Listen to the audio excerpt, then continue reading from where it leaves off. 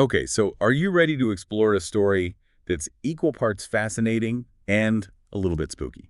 I'm ready when you are. I think this one's going to be a wild ride. It certainly is. We're diving headfirst into the story of the Fox sisters, who played a pivotal, you could even say the pivotal role in the rise of spiritualism in America. And it's a story that's as relevant today as it was back then, because it makes us think about why people believe what they believe, what's the evidence, what role do hope and fear play in shaping our beliefs. Such a good point. So picture this. It's 1848 in a sleepy little town called Hydesville, New York. We've got two young sisters, Catherine and Margaretta Fox, living a pretty ordinary life until, well, things took a turn for the strange. And by strange, we mean unexplained rapping sounds starting to echo through their farmhouse. Right. But these weren't just any old creaky house noises. These were distinct knocks and raps, almost like someone or something was trying to communicate. It's important to remember the historical context here. The 1800s, especially in America, it was a time of immense change and uncertainty. The Industrial Revolution, westward expansion, high childhood mortality rates, people were yearning for something to hold on to, something beyond the everyday. It's like the saying goes, desperate times call for, well, in this case, maybe desperate measures. And the Fox sisters, whether intentionally or not, they tapped into that collective anxiety, that longing for something more. They claimed to be able to communicate with the spirits through these raps, acting as mediums between the living and the dead. It's a story ripped straight from the pages of, well, maybe not history books, but certainly captivating nonetheless. And people at the time, they were hungry for answers, for a glimpse beyond the veil. Yeah. So naturally, they flocked to witness this phenomenon. And let's not forget, the Fox sisters' farmhouse already had this air of mystery surrounding it. There were whispers of it being haunted, stories about a murdered peddler named Charles B. Rosna, even rumors of his remains being buried somewhere on the property. Okay, now that's just creepy. It's like something straight out of a Gothic novel, but for the people at that time, it would have felt all too real. Exactly. It adds another layer to the whole thing. So you've got this eerie backdrop, these mysterious rapping sounds, and two young sisters claiming to talk to the dead. It's a recipe for, well, an absolute sensation. You've got that right. And a sensation it became. The Fox sisters' fame spread like wildfire. They went from holding small-town seances in their farmhouse to selling out huge venues like Corinthian Hall in Rochester, New York. It's remarkable how quickly their story captured the public imagination. It makes you wonder, what would you ask if you had the chance to communicate with spirits through these sisters? Right. What kind of questions were people asking? Well, some were looking for comfort, seeking messages from lost loved ones, which, is understandable. But then there were others, people asking about more earthly matters like financial advice or even the whereabouts of lost objects. Imagine seeking stock tips from the afterlife. It's fascinating to think about what people are willing to believe, especially in those days. It really does make you think. I mean, would you trust a spirit with your investment portfolio? I'm not so sure about that, but that's the power of a story like the Fox sisters.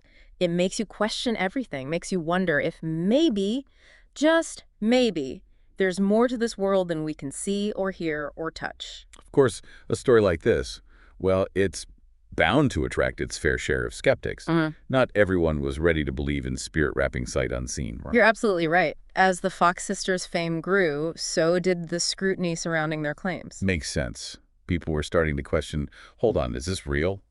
Or is something else going on here? And some folks went to pretty great lengths to figure that out. There were investigations, scientific inquiries, people trying to understand how these rapping sounds were being produced. It's like a real-life detective story. Who are some of these skeptics, these investigators trying to unravel the mystery of the Fox sisters? Well, one of the earliest and most vocal skeptics was a physician named Dr. E.P. Longworthy.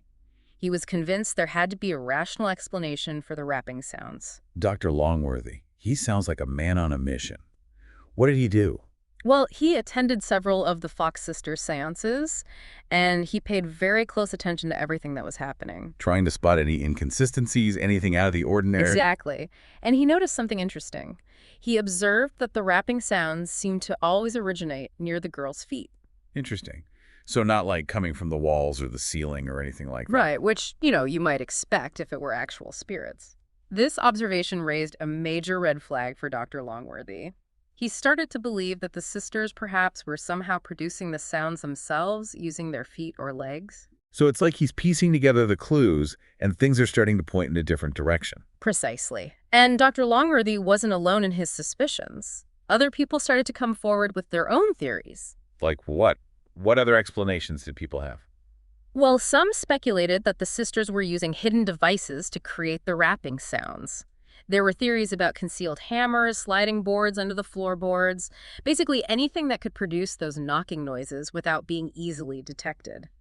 I can see why people would latch on to those kinds of explanations. I mean, we're talking about a time when the idea of communicating with the dead was just mind-blowing. People were looking for any rational explanation. Absolutely.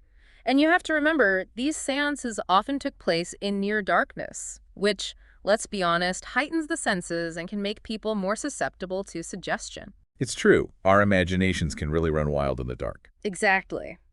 But here's where it gets even more interesting.